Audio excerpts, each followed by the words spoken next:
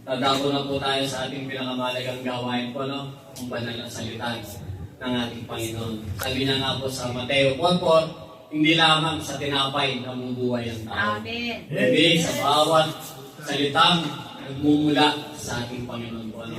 Kaya tinatawagan ko na po ang ating Word of God po, ang ating Sister Joanny Vicente. Amen.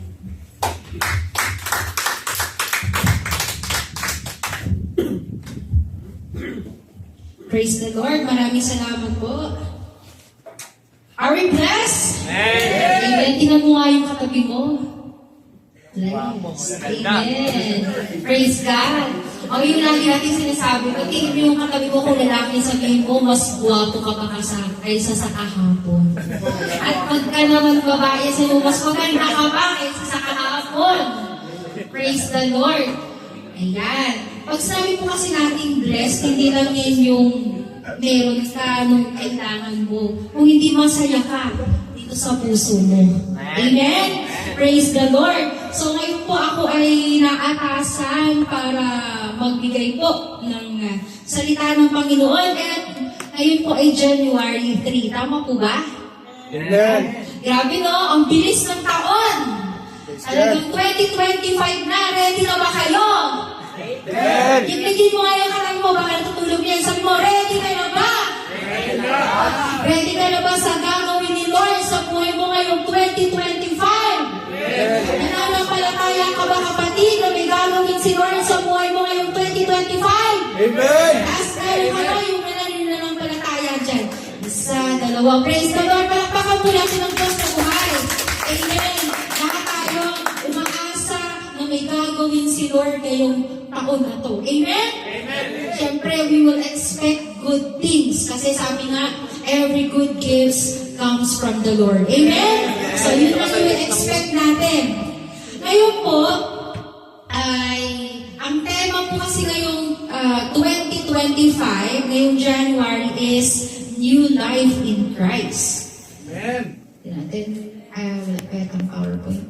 Ayan. So, ang ating tema is New Life in Christ. So, kung sa iba po siguro, masyado na kayong familiar dito kasi New Life in Christ. Siyempre, bagong taon, bagong buhay. Yung iba may mga New Year's resolution. O yung iba naman, nag-iisip pa kung anong gagawin nila ngayong taon na to. Kayo po ba?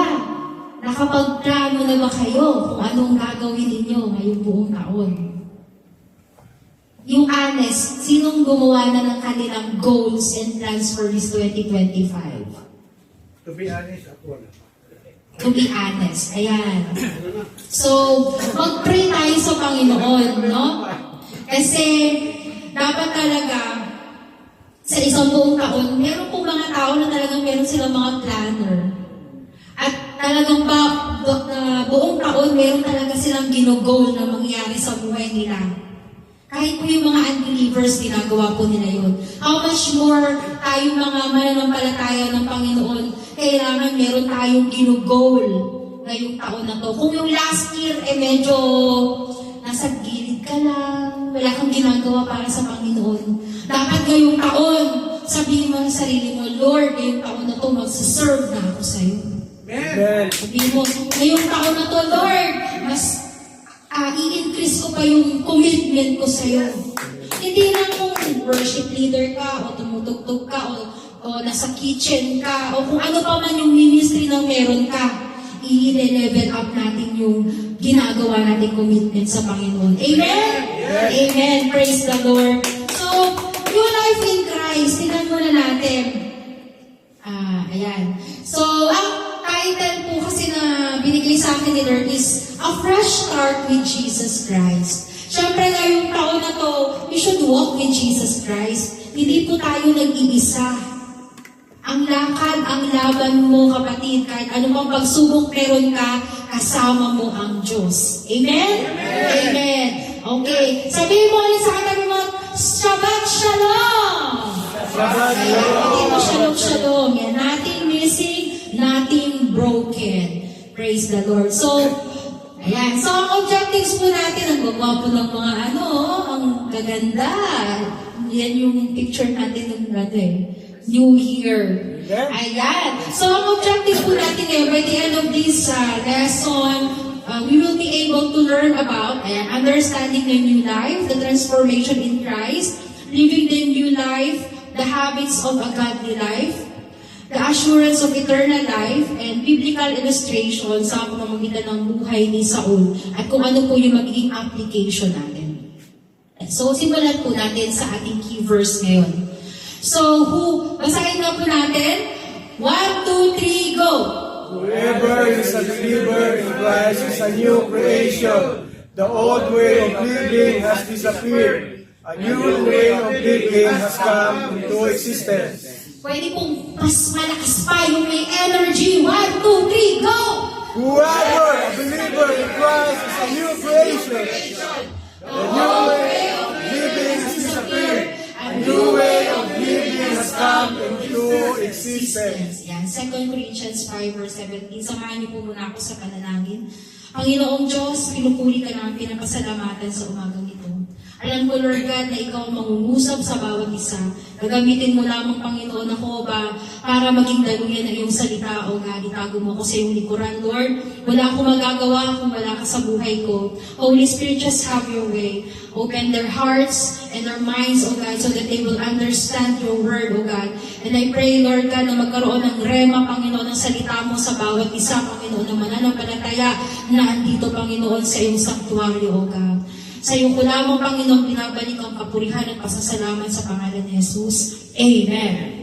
Amen. So, sabi niya sa Bible verse natin, kaya nga, new life in Christ, di ba? Whoever is a believer. Sino po dito ang believer?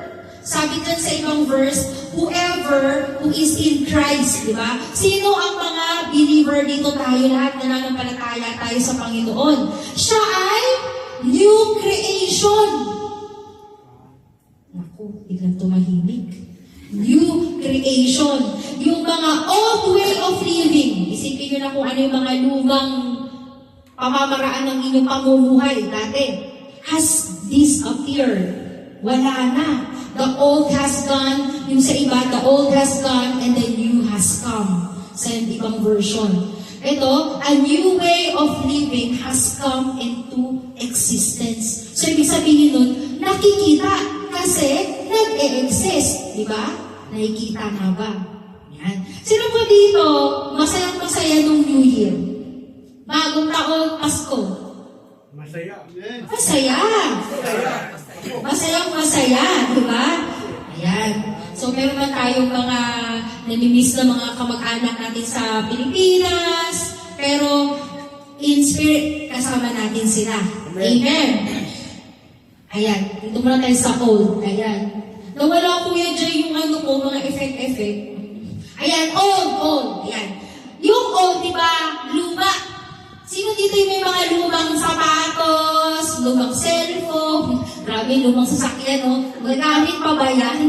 Ayan. Luma. Sige, magbigay pa nga kayo sa akin ng mga gamit ninyo na sa palagay ninyo ay luma na. Lumang brief. Ay, lumang brief. Grabe. Siguro, ano na yun, hindi na yung butas-butas na. Ikaw po, ano ang luma na meron ka? Medyas. Ay, lumang medyas, parang kay tatay yan na, may butas na. Ikaw po, kuya.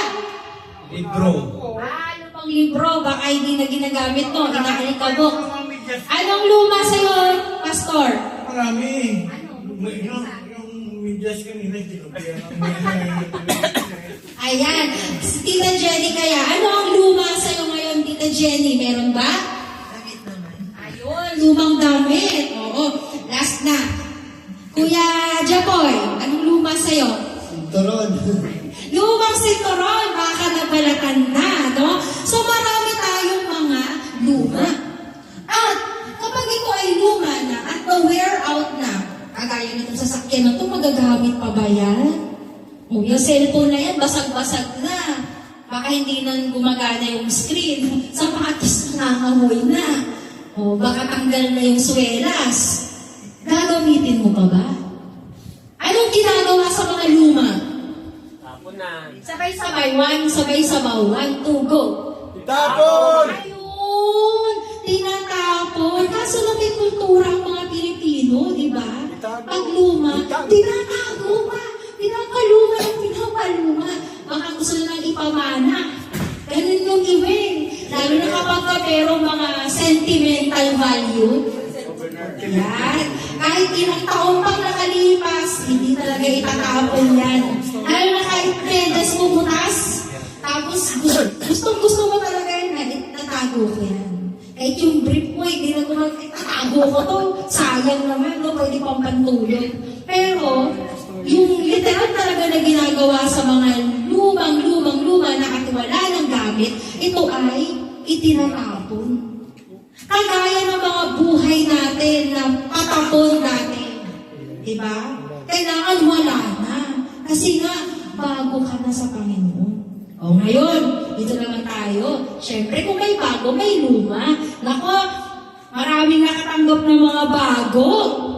Ngayong taon na to, kagaya ko, nakatanggap ako ng bagong bag. Niregalo sa akin ni Tita Jenny. O, di ang saya ko, di ba? Thank you po, Tita Jenny. O, sino dito nakatanggap ng bagong sapatos? Tatay, baka naman. O, di ba? O, sino dito mga nakatanggap ng mga bagong damit? Mga t-shirt, kung ano pa yan, mga pantalon. O, ayan. Di ba? Eh, sino dito ay yung may mga bagong gadgets? Wala eh. Sana all. Sana all. Magpapasana all ka na lang talaga sa may iPhone 16 Pro Max. Sino kaya yun, no? Sino yun, no? Ayan, mga bagong laruan. Ayan, masaya-masaya yung anak ko nung New Year. Ang dami niya rin natanggap na regalo. Ayan, so, sino kaya yung gustong magkaroon ng bagong bahay? Wow. Ay, parang wala. Sino kaya dito yung gusto magkaroon ng bagong bahay? Amen. Amen! By faith, kapatid, gamitin natin yung pananampalataya natin, no? Kasi kayang-kayang ibigay ni Lord yan. Hindi mo lang alam, no? Pero mag-pray ka lang, Lord, gusto ko ng bagong bahay, Lord, kasi malay mo, yung bahay mo pala ay tumutulo na yung bubong, tapos basta gusto mo na ng bagong bahay. Manampalataya tayo sa Panginoon. Oh, sino gusto ng bagong sasakyan? Amen. Oh, grabe, nakikailan nun. By faith yan. Kuya Chok, narinig ka ni Lord. Ayan. So ngayon po, i-apply natin yung salitang bago, new. Life has come. The old has gone and the new life has come. So bago na ang ating pamumuhay sa Panginoon. Kung natin hindi ka na-attend ng simbahan o ng fellowshipping, ngayon uma-attend ka. Amen? Pinaprioritize mo na si Lord. Kung dati number 10 siya sa buhay mo, ngayon, ikaw ang number 1. Paano nga yung kantang yun? Ikaw ang number 1. Hindi ka nakalimutan ko na eh. Ikaw ang basta gano'n, ikaw ang number 1. Kaya mo bang sabihin kay Lord yan? Sabi mo nga, Lord, ikaw ang number 1. Yes, Lord, ikaw ang number 1. Sige, kasi sabi ng salita ng Panginoon, out of the abundance of your heart, your mouth speaks. So you need to declare it. Sabi mo nga, Lord, ikaw ang number 1 sa buhay ko. Lord, ikaw ang number 1 sa buhay ko. Amen. Praise the Lord. So, hindi pa yan. So, number 1 po, tingnan natin, understanding the new life. The old life is, sabi po sa Romans 3 verse 23, ayan, sinful nature and separation from God. So, alam naman po natin ang history niya na tayo po ay nangiwalay sa relasyon natin sa Panginoon dahil nagkasala po ang ating mga kaninunuan. Si Eva at si Adan. Ayan. So, sabi po sa Romans 3 verse 23, basahin muna natin. Ayan. For all have sinned and fall short of the glory of God. So, wala pong tao na hindi makasalanan. No? Sabi nga, ang lahat ay nagkasala at hindi tayo nakaabot sa kaluwalhatian ng Panginoon. Yan. Yan ang dahilan kung bakit yan tayo ay mayroong mga sinful nature, lalo na kung hindi pa natin kilala ang Panginoon. Talagang hindi natin alam na, ay mali pala to, pero ginagawa natin. Kagaya dati, kung ikaw ay naninigarilyo, palainom ka, akala mo okay lang yun kasi nakikipagsabayan ka sa mundo eh. Pero ngayon na ikaw ay Kristiyano na, dapat hindi mo na ginagawa yun. Diba? Kung dati, mahilig kang mangupit, Lord, ba't nasabi ko yung mangupit? Mangupit sa asawa mo. Ayan. Pero ngayon, anesto ka na. Binibigay mo na yung buong sahod mo. Biglang ganun.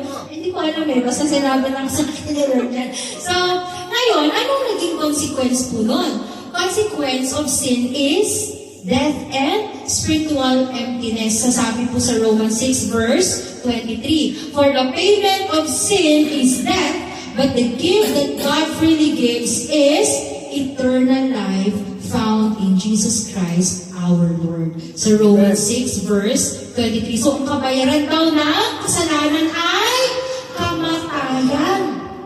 Pero, ang regalo, yan o, free gift yan na galing sa Panginoon ay buhay na walang hanggan sa pamamagitan ni Jesu Cristo. Doon sa ginawa niya sa krus ng Kalbaryo. At dito po pumapasok ang pangalawa, the gift of salvation.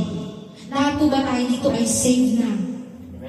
Amen. So Jesus sacrificed on the cross as the bridge of reconciliation. So si Jesu Cristo po ay namatay doon sa cross ng Kalbaryo, pero hindi lang siya namatay.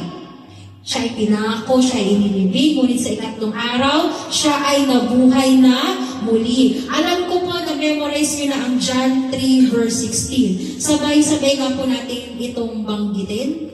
For God so loved the world,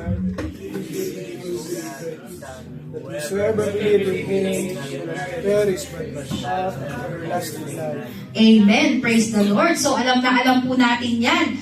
For God so loved the world that He gave His one and only begotten Son, that whosoever believeth in Him shall not perish but have everlasting life. Yan. Alam na alam po natin yan.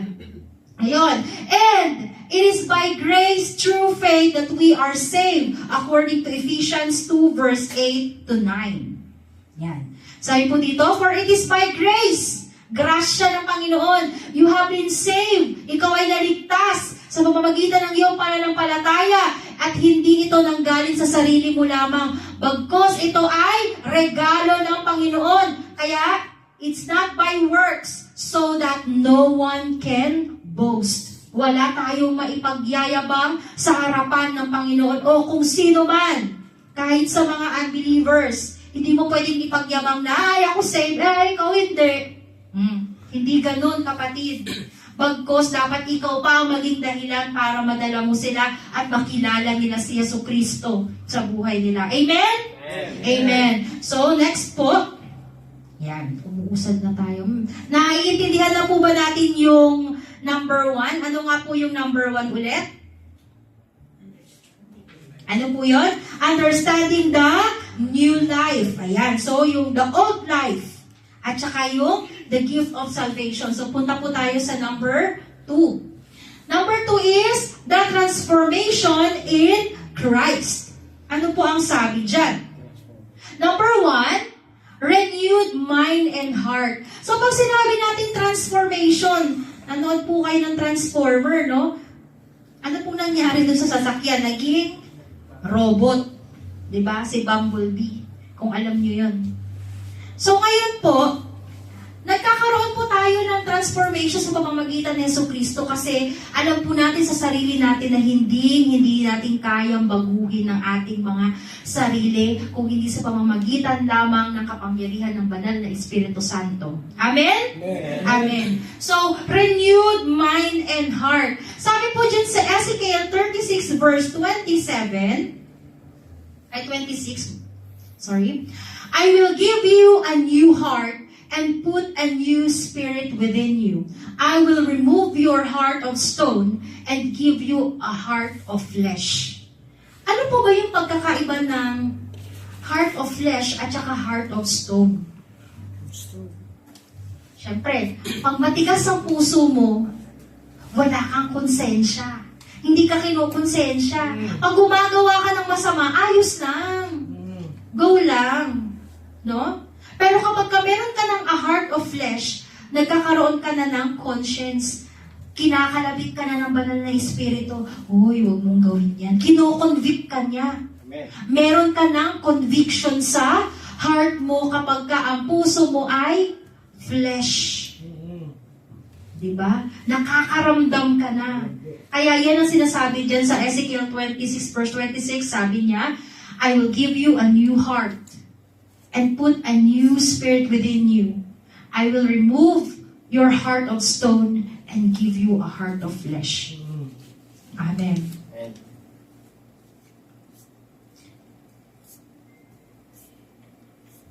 Sabi din po dito sa Romans 12 verse 2, renewing of the mind through the Word. The Word of God. Alam niyo po, nagsisimula lahat ng battle natin. Araw-araw, nagsisimula ang laban natin dito sa ating isipan.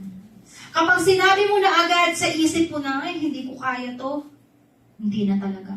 Ay, tinatamad ako, wala na.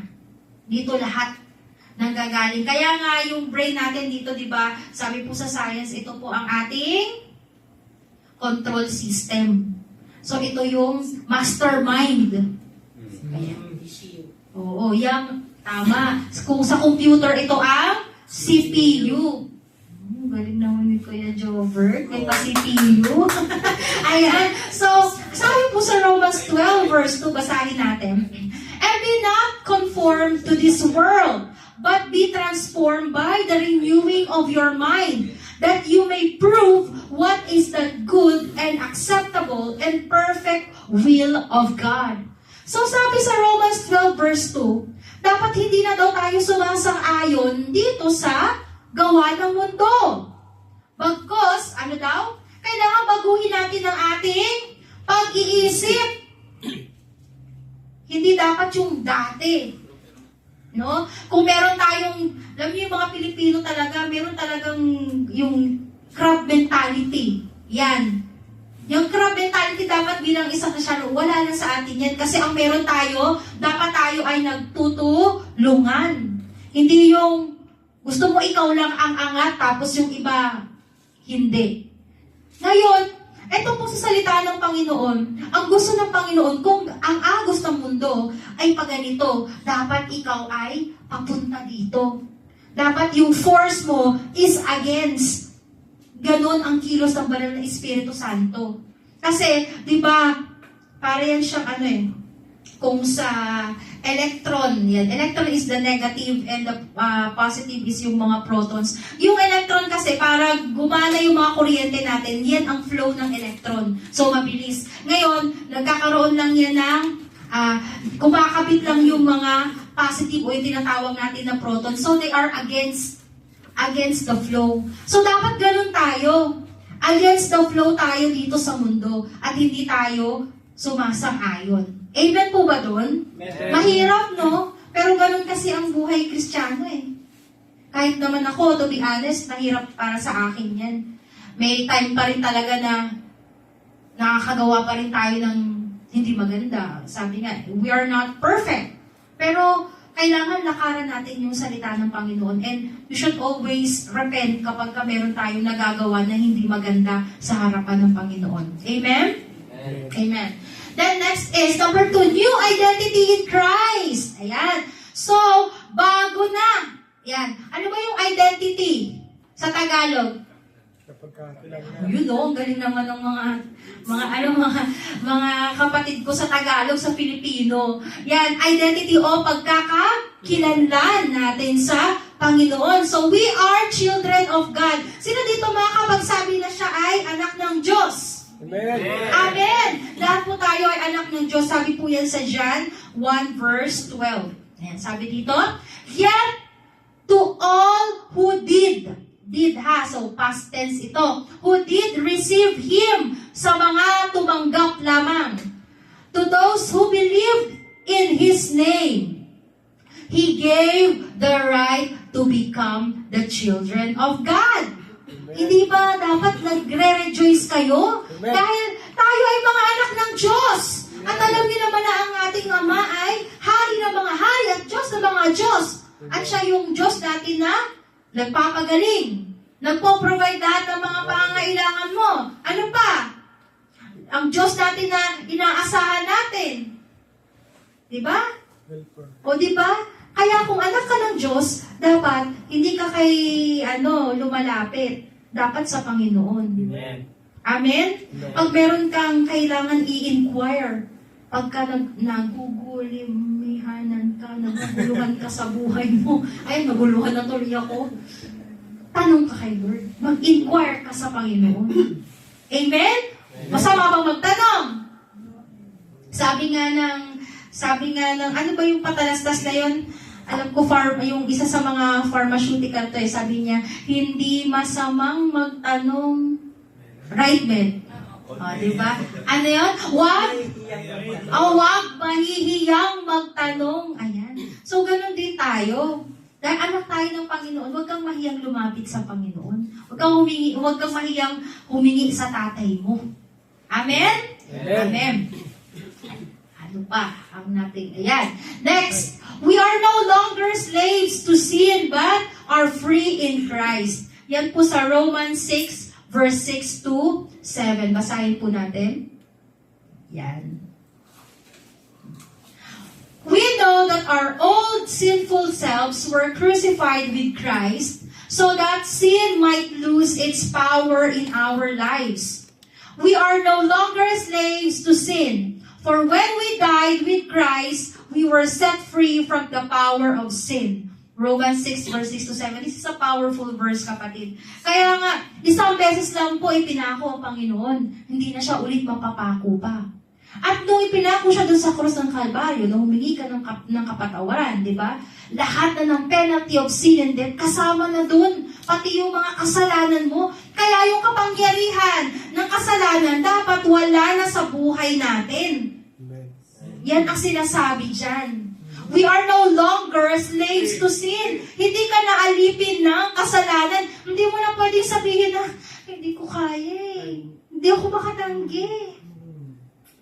Ang sarap kasi.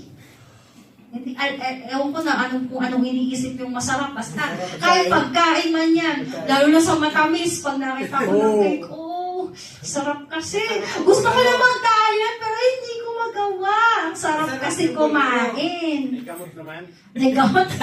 May gamot naman daw. No? Right med ulit.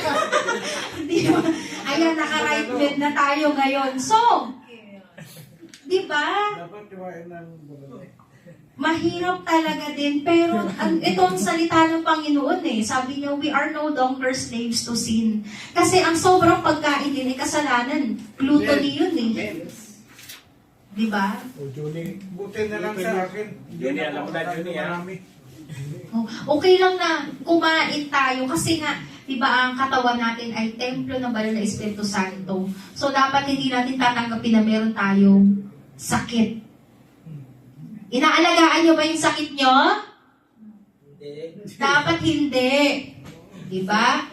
Dapat healthy ka. Sabi mo dyan sa katabi mo, dapat healthy ka.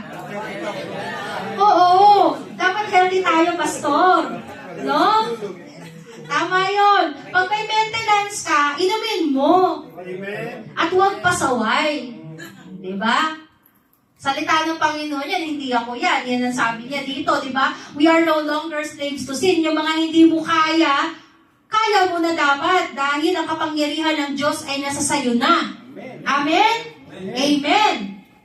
Next. Malapit na. Number 3. Number 3, living the new life. Yan. Mag-aral tayo ng habits of a godly life. Yan. Medyo mahaba ito ng konti, pero matatapos natin yan. So, pag sinabi nating habits, ano po ba ito? Ito yung mga kaugalian natin na ginagawa natin, no? Sabi nga dito sa Google. Recurring, often unconscious pattern of behavior that is acquired through frequent repetition. So, ulit mo nang ginagawa, kaya nagiging habit mo na. Diba? So, tingnan natin kung ano dapat yung maging habit ng isang godly people or godly person. Tingnan natin. At ano naman po ang ibig sabihin ng a godly life? Sabi dito, no longer seeking satisfaction through a sinful lifestyle, but now surrender to God and His will for our lives. So number 1 dyan is a life of prayer. Kapatid, kumusta ang prayer life mo? Yan. Yan ang maganda. Sisimulan natin ngayon yan, ha? Kumusta ang prayer life mo? Nadaig ng antok. Hindi lang naman dito sa simbahan mo sinasabi ko na meron tayong prayer meeting. Paggising mo sa umaga, kumusta ang prayer life mo? Yan. Di ba? Yan, big question. Ang best example natin dyan ay si Jesus Christ. Sa Mark 1:35-37, tingnan po natin kung anong ginagawa niya. In the early morning, ang sinabi niyo pong early morning, usually that is 4 a.m. or 5 a.m., ganyan yan. Gising na si Jesus. At ito ang ginagawa niya. While it was still dark, Jesus got up, left the house, and went away to a secluded place. Ganun pala manalangin si Yesu Cristo. Lumalayo siya, dapat walang istorbo. Yan. And was praying there. Nananalangin si Yesu Cristo. Si Jesus nga, nagpipray siya eh. Tayo pa kaya? Yan. Diba? So, tingnan natin. Let's check our prayer life. Yan. Bakit? Kasi, mga Kristiyano na tayo, kinoconsider mo yung sarili mo na I am a Christian, I am a believer. So, wag tayong masaktan kung chine-check ng Panginoon kung kumusta na ang prayer life natin. Amen? Praise the Lord. So, sabi dito, Simon and his companions searched for him. They found him and said him, everyone is looking for you. So, ito yung time na nagdananalangin ng Panginoon, tapos yung mga disciples niya, hinahanap na siya. Ngayon, bilang isang mananampalataya, kailangan pinapriority natin to na pagising pa lang natin sa umaga, kausapin mo na si Lord. Sabi mo, good morning Jesus, good morning Holy Spirit, good morning Abba Father. Alam niyo po, yung anak ko ngayon na 2 years old, pagising niya sa umaga, tinuturuan ko na siya. Sabihin mo, anak, sabihin mo, good morning, Jesus. Kahit bulol-bulol pa siya, good morning, Holy Spirit. Good morning, Abba Father. Kahit di pa niya talaga naiintindihan kung ano man yun. Pero tinuturo ko yun sa kanya. Tapos sabi ko, anak, mag-pray ka na. Although ang prayer niya, Jesus, thank you, food, amen.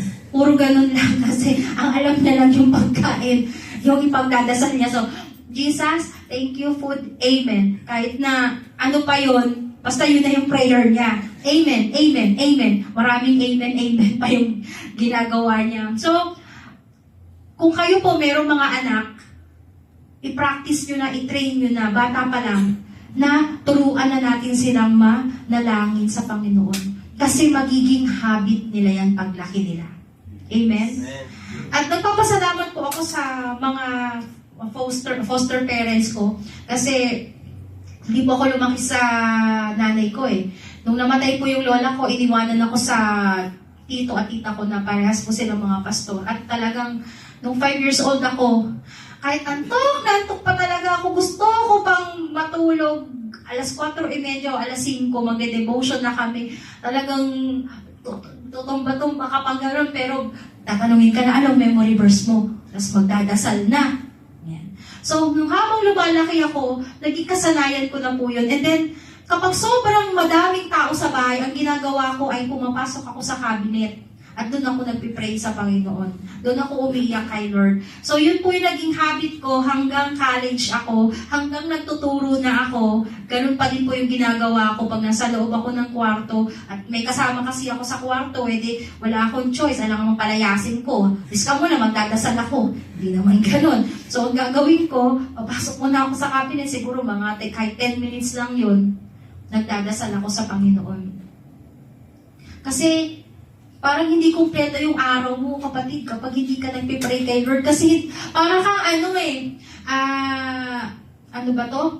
Parang kang gusto mo pumunta sa isang lugar na hindi mo alam. Wala kang direksyon.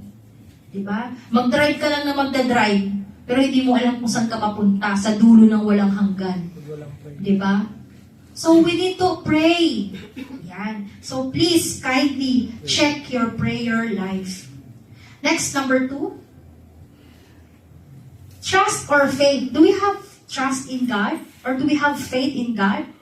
Yan. Sabi sa salita ng Panginoon, we cannot please God without faith. So, importante kapatid, ang pananampalataya mo sa Panginoon. Kasi nga naman, paano ka maniniwala sa Diyos kung wala kang pananampalataya sa Kanya? Hindi mo naman siya nakikita. Diba? So, kailangan, ito meron ka. Meron kang pananampalataya sa Panginoon, may tiwala ka sa Panginoon. Sabi po sa Psalm 103 verse 19, "The Lord has established His throne in heaven and His kingdom rules over all." Yan. So, ang Panginoon, nakikita niya ang lahat. Hindi ka nalalagpasan ng Panginoon. Kung ano ang kailangan mo, kung ano ang sitwasyon mo, kapatid, nakikita yan ng Panginoon. Sabi nga, di ba, siya ay Elroy. He knows everything about you, kapatid. Ano pa? Sabi din po sa Psalm 119 verse 33, wala. Basahin ko na lang po. Psalm 119, hindi nasama.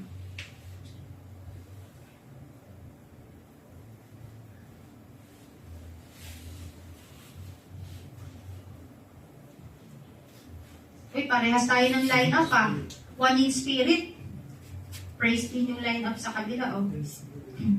Yan, so, Psalm 119, verse 133.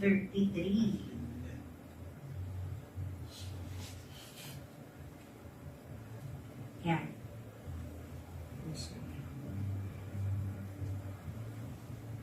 Sabi po dito, "Direct my footsteps according to your word. Let no sin rule over me." So, ang salita ng Panginoon po ang nagbibigay ng direksyon sa ating mga buhay. So, kung wala kang pinanghahawakan na salita ng Panginoon, talagang mawawalan ka ng direksyon sa buhay mo, kapatid. Lahat po ba dito tayo ay merong life verse? Amen. Sino po dito, meron, taas nga kamay. Be honest. Baka biglang Kita ni Lord yan. Hindi ako gusto mo mauna? ikaw ang mauna? Ayan. So, kung wala kayong life verse, magsimula na kayong mag-ask sa Panginoon kung ano yung magiging life verse mo. Yan. Ibig sabihin nun, yun talaga yung pangako na pinanghahawakan mo sa Panginoon. Yan. Kagaya ko, ang life verse ko ay Psalm 23 verse 1 to 6. Yan talaga yung life verse ko kasi yan yung unang-unang kong natutunan nung 6 years old pa ako. So hanggang ngayon, yun ang pinangahawakan ko na, Lord, ito yung gagawin mo sa buhay ko. Kaya pag may pagsubok akong pinagdadaanan, yun yung kinu-quote and quote ko sa Panginoon. Nire-remind ko siya na, Lord, ito ang sinabi mo, you are my shepherd at hindi mo ako babayaan. Amen. Amen? So ganun ka din sa Panginoon. Diba? Kung Luke 1:37 man yan, for with God nothing is impossible. Lord, sabi mo sa salita mo, for with God nothing is impossible. Oh, panghawakan mo yun, kapatid. Kasi ito yung magbibigay ng direction sa'yo. Para hindi tayo naliligaw at hindi tayo magkaroon hindi tayo magkasala. Amen. Next, meditation on the Word of God. Ayan, nagme-meditate tayo ba ng salita ng Panginoon? Kanina umaga, anong meditation mo? Ano sabi sa'yo ni Lord? O baka naman, hindi mo kinausap si Lord kanina. So ano ang meditation mo ngayong umaga? Ano ang sabi sa'yo ni Lord? Anak, Sabi ni pumunta ka sa simbahan ngayon, makinig ka. Anak, walang meditation, natulog. anong gagawin mo ngayon, ha? Parang may mga natatago dyan sa likod. Ayan, so, Psalm 63 verse 6 to 8. Ano po ang sabi doon? Ayan. When I think of you as I lie on my bed, I meditate on you during the night. Watch us because you are my helper. Si David ang nagsasabi nito. I will rejoice in the shadow of your wings. I will follow close to you. Your right hand holds on to me. So, importante po na mag-meditate din tayo ng salita ng Panginoon. Pag sinabi mong meditation, kapatid, hindi ito yung, ay, ito nabasa ko. Okay, go na ako, go. Punta na ako dun sa may salita na ako eh. Hindi. Pag sinabi mong meditate, mag-spend time ka. And you will ask the Lord, ano ba yung mensahe mo dito, Lord? Ano itong ibig sabihin ng salita mo? Ganun yung pag nagme-meditate ka ng word ni Lord. Kumbaga, kumakain ka ng karne. Diba? Alangan ng pag kumain ka karne, lulok mo agad nabilaukan ka. Paano kung yung malaki karne yung kinain? Lulok diretso. May buto pa. Di, bilaukan ka. Ang pagkain ng salita ng Panginoon, yun ay pag-meditate. So, ninanamnam mo. Sabi nga sa Revelation, ang salita ng Panginoon ay dito, matamis like honey. Pero pagdating sa stomach mo, iba na. Parang nangangasim-asim kasi spirit yan eh. Ini-stir up ka kung ano yung dapat mong gawin. Nakakaramdam ba tayo ng ganun kapag nagbabasa tayo ng salita ng Panginoon? Yung parang bang na-excite ka, na parang kinikilabutan ka na, Lord, ito ba yung mensahe mo sa akin ngayong araw na to? Grabe. Diba? So, check again. Tignan natin. Nagme-meditate pa tayo. Sabi dito, Psalm 119 verse 2, ito pala, guide my step by your word so I will not be overcome by any evil. Yan, dito pala yung Psalm 119 verse 133. Yan. So, we need to meditate the word of God day and night. Kahit saan ka, kapatid, pwede. Lalo na ngayon, lahat tayo may cellphone. Diba? Nakaka-bless po yung mga kapatiran natin na talagang openly nag-share sila ng Word of God sa mga social media nila. Share sila ng mga thoughts nila, kung ano sinabi ni Lord sa kanila. Pagpatuloy niyo yun, kapatid. Pagpatuloy niyo yun. Dahil maraming nakakabasa nun, maraming na-encourage, marami ding mas sabihin na natin na naniniwala sa Panginoon. Amen. Amen? Next. Tapos na ba ako doon? Ayan. Punta tayo sa number 4. Yan. Obey God. Ito, paulit-ulit na natin naririnig to. Obey God. Sabi sa Deuteronomy 27 verse 10. So, kung ang habit natin bilang isang mananampalataya, kailangan marunong tayong sumunod sa Panginoon. Kahit mahirap. Obey the Lord your God and follow His commands and decrees that I give you today. Yan kay Moses to. Yan, si Moses ang kinakausap ng Panginoon nito. And sabi sa Deuteronomy 28 verse 1, if you fully obey the Lord your God and carefully follow all His commandments I give you today, the Lord your God will set you high above all the nations on earth. Amen? So, ito yung pangako ng Panginoon sa mga Israelites. And since we are the spiritual Israelites, we are engrafted through the faith of Abraham, tayo din po ay mga spiritual Israelites. Ayan. So, we can claim the promises of God na kung saan, dideklara mo dapat that you're always at the top, never at the bottom. Amen. Always be the head and not the tail. Always be the lender and not the borrower. Dideklara mo dapat that you are blessed. Kasi yun yung promise ni Lord. Yan. Kung estudyante ka, ideklara mo sa buhay mo na ikaw ay palaging number 1. Yes, you are always at the top. Sabihin mo sa sarili mo, Lord, I declare in Jesus' name, I'm always at the top, never at the bottom, always be the head and not the tail. Amen. Number 1 ka sa klase mo. Kasi hindi naman sarili mo lang mag-glorify kung hindi si God din eh. Si Lord din ang mag-glorify sa buhay mo. Yan. Next po, so we need to obey God kasi yun yung sinabi niya eh. Dependence with the Holy Spirit. Yan. So, when we are depending on the Holy Spirit, yan, naglalakad tayo, we are walking in the Spirit, and we are filled with the Spirit.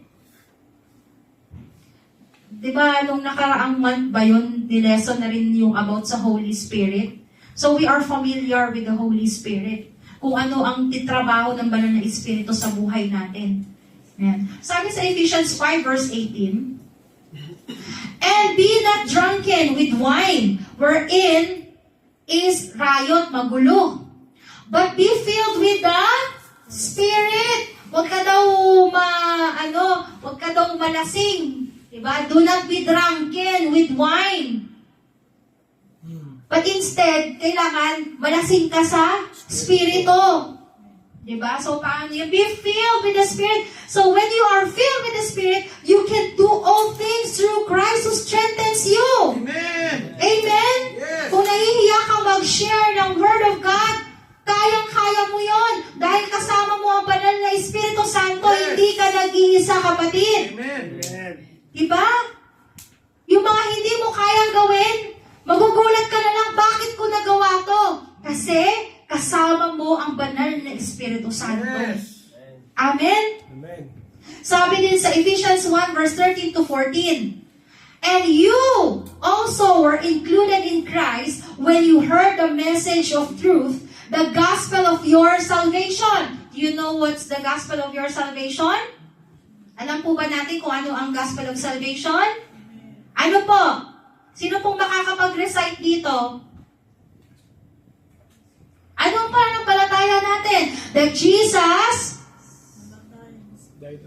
He died on the cross, After 3 days. He were buried, but on the third day, He rose again, and right now He is in the right throne of His Father. And that is the gospel of your salvation. Huwag po natin kakalimutan yan, kapatid.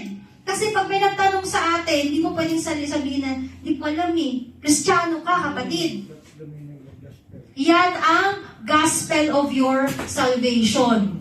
So, ano pa sabi dito? You were marked in Him with a seal. Sino yon? Sino ang seal natin? Sino ang seal natin? Sino ang seal natin? The Holy Spirit. Ang seal mo, you are sealed with the Holy Spirit. Kapatid, who is a deposit guaranteeing our inheritance until the redemption. So, may question, umaalis ba ang banal na Espiritu sa buhay mo? Never. Kasi until the redemption, pag dumamalik si Jesus Christ, yan ang silyado mo. Yan ang katunayan na ikaw ay Kristiyano. Yan ang katunayan na meron kang Jesucristo sa buhay mo. Amen. At saka ka lang magkakaroon ng buhay na walang hanggan.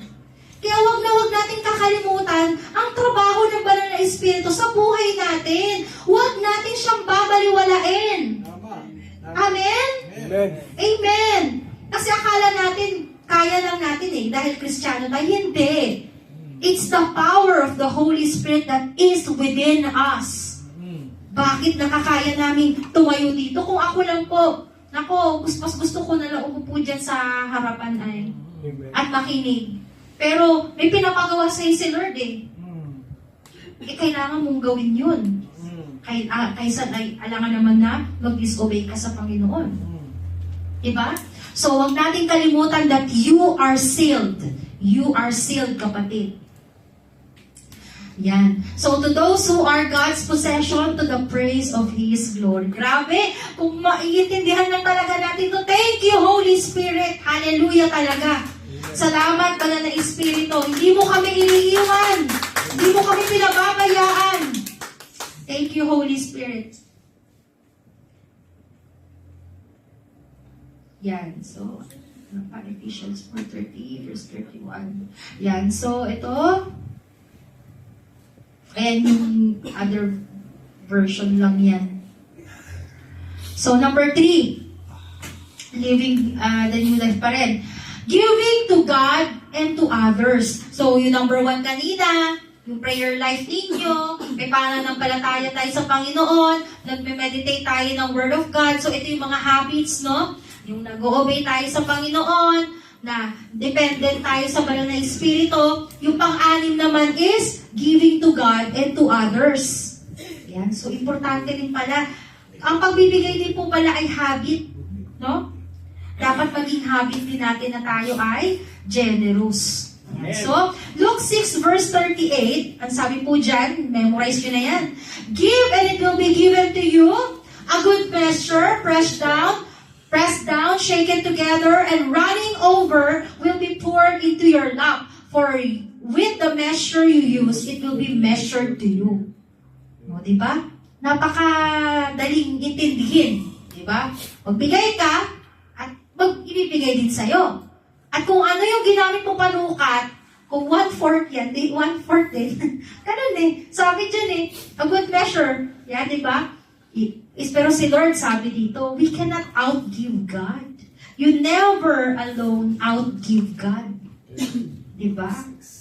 Kahit feeling mo, ang dami ko nang nabigay, pero hindi. Sa Panginoon, hindi pa yun. Hindi pa yun, yes. Meron pa, best, na kayang-kaya mong ibigay para sa Panginoon. Amen? Amen. So, hindi lamang to sa material na bagay, no? Huwag natin laging tinitingnan yung material lang na bagay. Kung anong meron ka na kaya mong ibigay sa Panginoon, yan yun. Yung oras mo, kung anong kaya mong ibigay sa Panginoon, bigay mo sa Panginoon. Diba? Importante yan, kapatid. Next, ano pa? Forgiving other people. Yan, pinakalas na ata to. Yan. So, dun sa Bible study natin, pinag-aralan natin yung unforgiving servant. Tama ba? O unmerciful servant. Di ba? So, forgiving other people. Bakit ba kailangan nating magpatawad? Habit din po pala yun. Kasi kapag hindi natin habit ang magpatawad, pag nagkaroon tayo ng kaaway, dadami yan. Naku, magulat ka na lang, kaaway mo na lahat. Pero kung marunong ka magpatawad, naku, lahat, bati mo. I mean, hindi naman para kang Mr. or Miss Congeniality. Kung hindi, at peace ka. May peace ka sa heart mo. No? Kapag meron kang forgiving heart. Tingnan po natin sa Ephesians 4 verse 26. Yan. Be angry and do not sin so. Okay lang pala magalit. Sabi dyan be angry, pero huwag ka daw magkasala. And do not sin. Yan. Do not let the sun go down on your anger and give no opportunity to the devil, or do not give foothold to the devil. So okay lang po na magalit ka, pero paano yung hindi ka magkakaroon ng kasalanan? Huwag kang magsabi ng mga curse. Yes, amen. Diba? Minura mo na. Kung ano-ano pang sinasabi mo, ganyan. Diba? Okay lang, magalit ka. Paano? Natural lang po ang magalit kasi emotion natin yan eh. We have emotions, diba? Pwede kang maging masaya, malungkot, magalit, mabusit, o lahat-lahat. Natalo sa trabaho, diba? Pero, huwag mo daw hahayaan na. Ano yung sunset na lulubog ang araw na galit ka pa din. Lalo na sa mag-asawa. Diba? Matutulog na, magalit pa, magkatalikuran pa. Ay, bakit? Pagising sa umaga, di nagbabati. Pagising sa umaga, ganun pa rin. Bahala ka, hanapin mo medyo. Diba? Oh. Kung yung dati pinaghahandaan mo ng kailangan niya, nagulat na siya, bakit parang wala na? Hindi dapat ganun, no? Hindi pala ganun. Sabi ni Lord, pagka may kagalit ka, kailangan bago lumubog yung araw, bati na kayo. Amen. Diba? So kung may kagalit ka man ngayon, kapatid, katrabaho mo man yan, o boss mo man yan, o asawa mo, o sino pa yan, kapatid mo, ayan, ikaw na mag-una na maghingi ng tawad ay, hindi naman yan nakakabawas ng lalaki o pagkababae o pagkalalaki mo. Diba? Pagkos, nag-humble ka pa. O, diba? Ikaw pa yung nagpakumbaba. Si Lord pa, i-honor ka pa ni Lord. Kasi sabi nga niya, di ba? He opposes the proud, but He lifts the humble. So si Lord na bahala sa'yo. Basta humingi ka ng sorry. Kung di ka man niya patawarin, Pag-pray mo na lang. Si Lord na bahala humipo sa heart niya. Amen. Next. Ephesians 6 verse 32. Forgive one another as quickly. O grabe naman, quickly. Pag sabi kasi quickly, yala. Yala. Diba? Sura. Yala, sura-sura. Hindi bawal pa bagal-bagal. So sabi dito, as quickly and thoroughly. O grabe, thoroughly pa. Yan, as God in Christ forgave you. Dahil pinatawad ka rin ng Panginoon. Dahil ikaw nga humingi, Lord, sorry po, patawarin mo na ako. Okay, binura na ni Lord yung kasalanan mo as far as from east to the west. Yung kasalanan mo, burado na. Pero ikaw, magiging ng sorry. Hindi ko nakakalimutan yung ginawa mo sa akin. Kala mo. Nalapit mo, tinang mo sisipan. Kala mo, ha? Kahit madaling araw ka na umuwi. Naku, ang sarap mong kurutin sa singit. Pero, pinapatawad na kita. Biglang ganon. O, diba? Kurot mo na. Kasi, yun nasabi ni Lord, pati ako, tinamaan. Kailangan natin magpatawad araw-araw. Kasi nga diba sabi ni Lord, dialong ni Peter, Lord, ilang beses ba ako magpatawad? 7 times? Hindi, sabi ni Lord, 77 times. 77. O, 77 beses. O, dami nun. Kung 77 times, ilan yun? 490?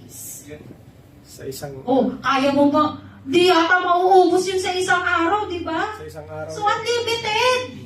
Unlimited po ang pagpapatawad na dapat din natin i-offer sa ating mga kapatid. Kasi lahat naman po tayo ay nagkakaroon ng pagkakamali o nagkakasala po tayo. Amen? Amen. So, yun po yung habits of a godly life. So, ito po kung maging habit natin to araw-araw, syempre magkakaroon ng pagbabago, transformation ang buhay natin. Amen po ba doon? Amen. Amen. Kasi yan daw po yung sabi living a new life, lalo na po bagong taon. Diba? So, simulan natin ngayong bagong taon kung yung mga bagay na hindi mo pa nagagawa noong 2024, gawin mo na, kapatid, ngayong 2025. So, and I suggest po sa inyo na magkaroon po kayo ng planner. Maggawa kayo ng plan, mag-asawa o kung ano man, magpamilya, yan, mag-goal kayo. Ano bang gusto niyong goal? Kailangan smart yon. Ano ba yung smart? Kailangan specific. Kailangan measurable, attainable, diba? Reliable. Ano yung letter T? Timetable.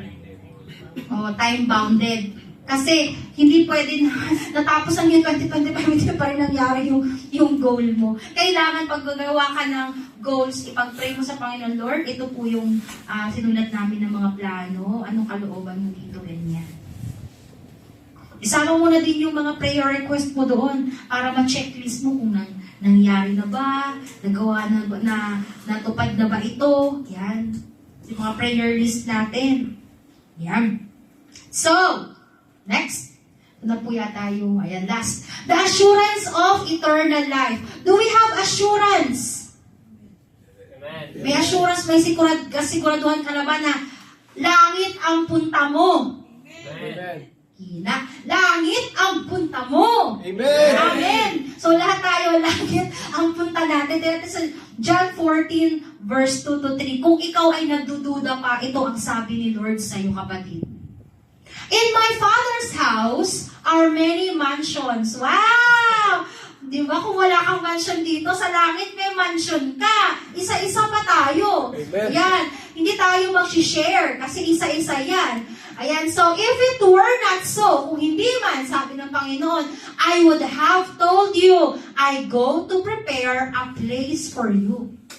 Grabe. Love na love talaga tayo ni Lord. And if I go and prepare a place for you, I will come again. Praise the Lord. Promise ni Lord yun. Babalikan ka niya ulit, kapatid. So, blessed hope yan. Assurance natin sa Panginoon. Nag-prepare na nga siya ng mansion mo, tapos kukunin ka pa niya. Babalikan ka pa niya.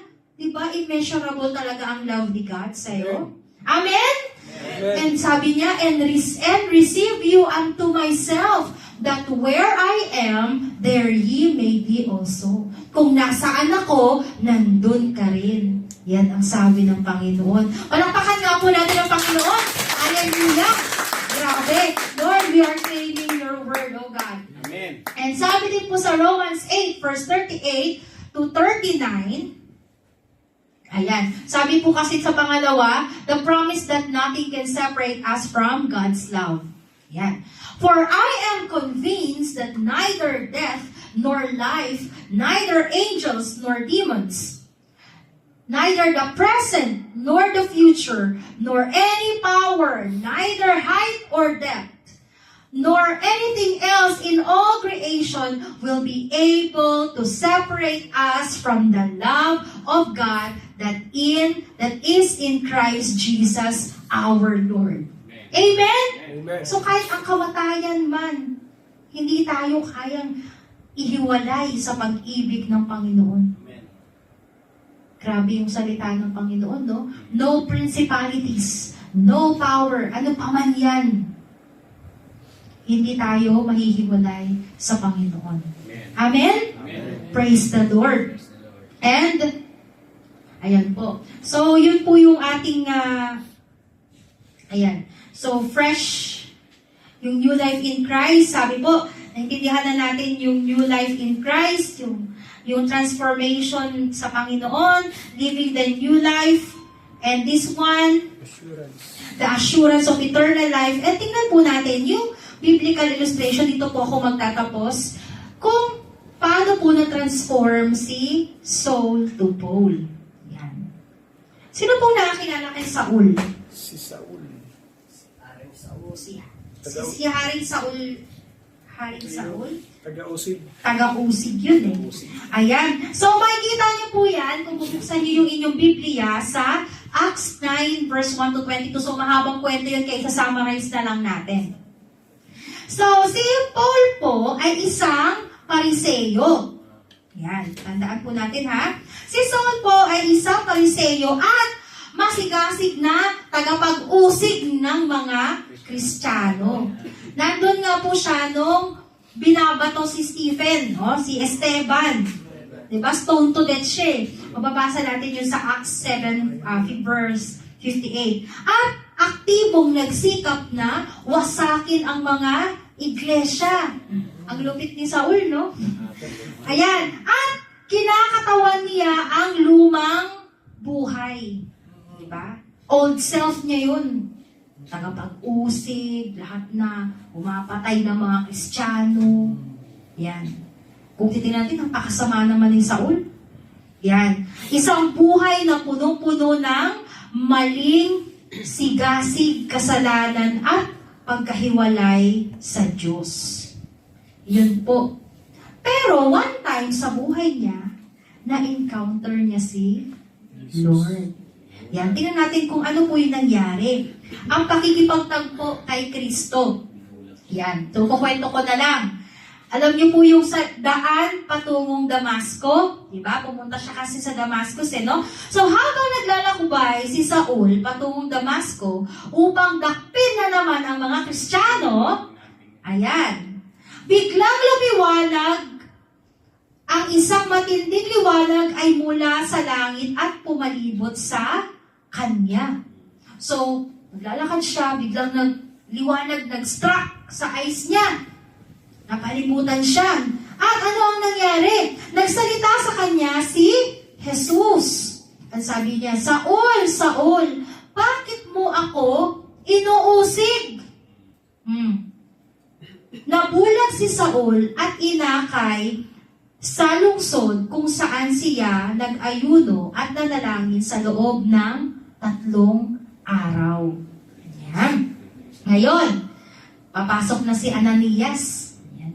Kilala niyo si Ananias, di ba? Isa rin ito sa mga disipulo ng Panginoon.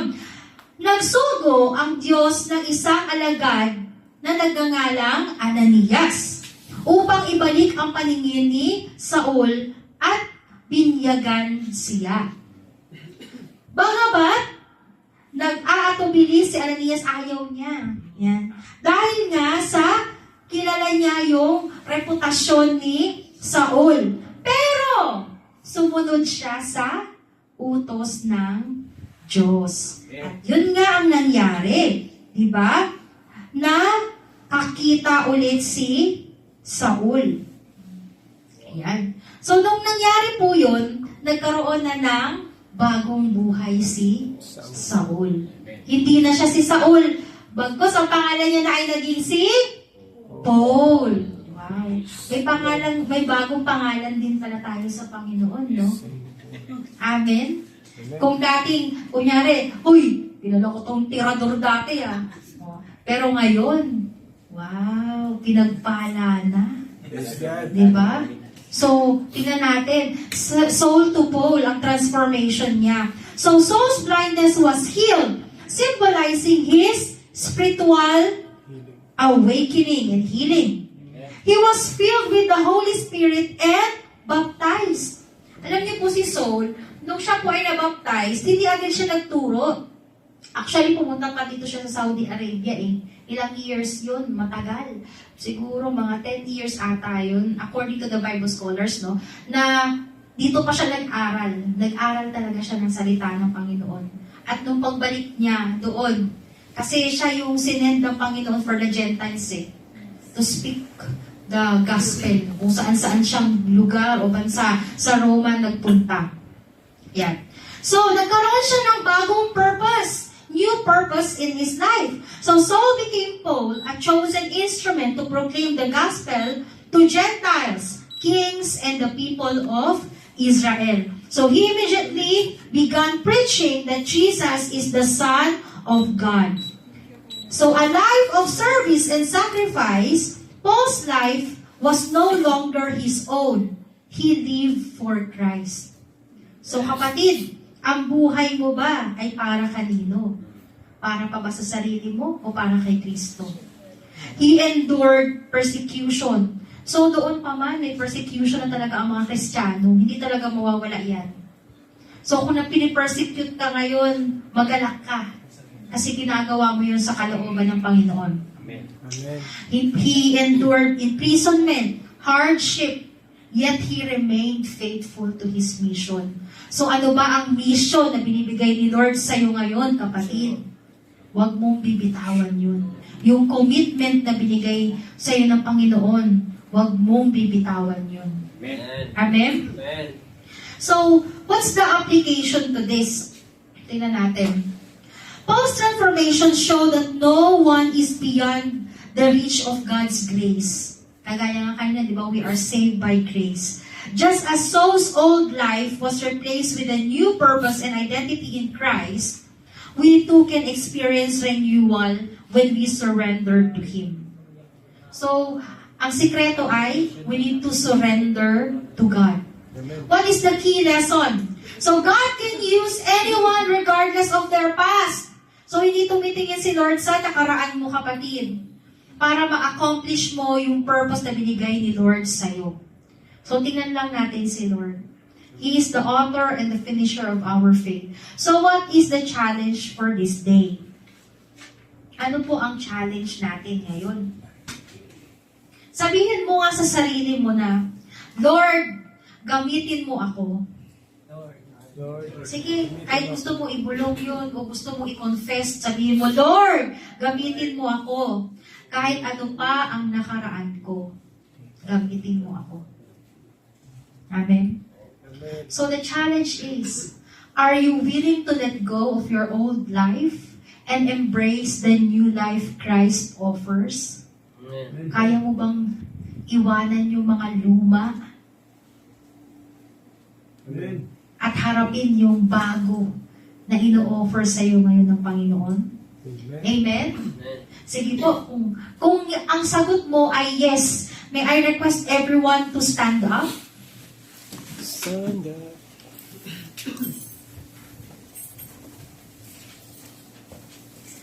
Pwede ba natin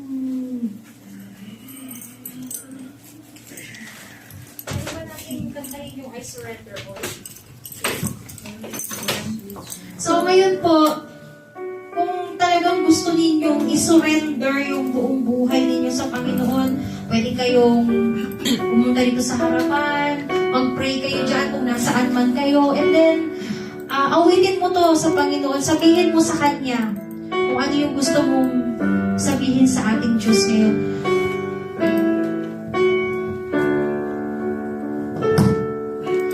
Oh, to Jesus I surrender all, to Him I freely give. I will ever love and trust Him in His presence daily.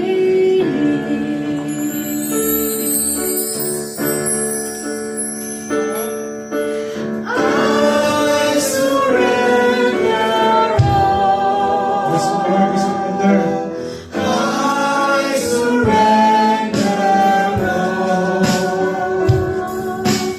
all to Thee, my blessed Savior. I surrender all. Let's sing this one more time with all your heart. Yes, Jesus. All to Jesus I surrender. Humbly at His feet I bow. Worldly pleasures all forsaken, take me, Jesus, take me now. Sing. I surrender all. Yes, Lord. I surrender all to Thee, my blessed Savior. I surrender all. One last time, I surrender all. I surrender all. I surrender all to Thee, my blessed Savior. I surrender all. Let's lift up our hands towards heaven. This is the sign of our surrender to our God. Let me pray for you. Hallelujah, Jesus. Hallelujah, Lord God. Oh, Holy Spirit. Holy Spirit, just move in our midst today, oh God. Lord, we are asking for your guidance, Holy Spirit. Oh, Holy Spirit. Lord, nakikita mo, Panginoon, ang kamay ng iyong mga anak, Panginoon, sa araw na ito, Lord God. Lord, this is our prayer. We surrender it all to you, Lord God. We want a new life, oh God. Bagong buhay, Panginoon, na nagmula sa iyo, oh God. Lord, baguhin mo kami, Panginoon. Ikaw lang makakapagpabago sa amin, oh God. Lord, tulungan mo kami, Panginoon, ang talikuran namin, Panginoon, yung mga bagay na hindi nakakalugod sa iyo, oh God. At hayaan mo, Panginoon, na lumakad kami, Panginoon, sa kapangyarihan ng iyong banal na Espiritu Santo, Panginoon. Upang ikaw ang makita sa amin, Panginoon, that you will be increased in our life, oh God, in our lives, Lord Jesus. Lord, that we may decrease, Panginoon, and you will increase, oh God. Lord, ikaw ang makita, Panginoon, sa aming mga buhay, Lord God. Hayaan mo, Panginoon, Lord God, na panghawakan namin, Panginoon, ang salita mo, Panginoon, sa buong taon na to, Lord God. Alam namin na nanampalataya kami, Panginoon, na may gagawin ka sa aming mga buhay, oh God. Hindi kami papayag, Panginoon, na ganun pa rin kami, Panginoon. Lord, tulungan mo kami, Panginoon, na ma-level up yung pananampalataya namin. Ma-level up, Lord, yung commitment namin sa iyo, Panginoon. Na hindi kami mapag-iwanan, Panginoon. Lord God, but we will go, ye, O God. Lord, we will go forth, Lord, for your glory alone, Lord Jesus. Thank you, Holy Spirit. Hallelujah. Pangusap ka po sa bawat isa, Panginoon. I know, oh God, that you are talking, Lord Jesus, to each and every one of us right now, oh God. Just listen, church, because I know the Holy Spirit is talking to you right now in a sweet, still voice. Hallelujah. Just listen to His message. Listen to His word. Oh, hallelujah.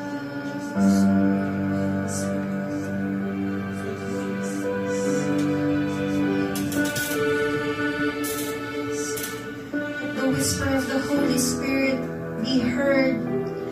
Oh Jesus, I pray that you may open our spiritual ears so that we can hear you, oh God. Open our spiritual eyes, oh God, so that we can see, oh God, whatever what you want us to do, Lord God, in our lives, Lord. Oh Jesus. Hindi kami maging short-sighted, Panginoon. Lord, na magkaroon kami ng heart, Panginoon, sa ibang mga tao, Lord God. Because, Lord, you're coming, oh God, is urgent. Malapit ka nang dumating, Panginoon. Kaya, Lord, dapat kami mga Kristiyano, mga believers, Lord God, ay hindi patulog-tulog, Panginoon, kung hindi may gagawin kami para sa kaharian mo, Lord God. Amen. Lord, salamat po, Panginoon. Oh, Jesus. Lord, we are accepting, Lord God, yung calling mo, Panginoon, sa bawat isa, Panginoon. Lord, na hindi kami maging couch potato, Panginoon. Kung hindi, Lord, may gagawin kami, Panginoon, para sa iyo, para sa kaharian mo, Lord God. Patawarin mo kami, Lord God, kung naging relax kami, Panginoon, na okay lang, Lord, na ganito lang yung gawin namin, Panginoon. Nilimitahan namin, Lord God, ang kapangyarihan mo, Panginoon, sa buhay namin. Patawarin mo kami, Lord God. Alam namin, Panginoon, na pag ikaw ay kumilos sa aming mga buhay, Lord, walang imposible, Panginoon. Kayang-kaya namin gawin lahat, Panginoon, dahil kasama namin, Panginoon, ang banal na Espiritu Santo, O God. Lord, salamat po, Panginoon.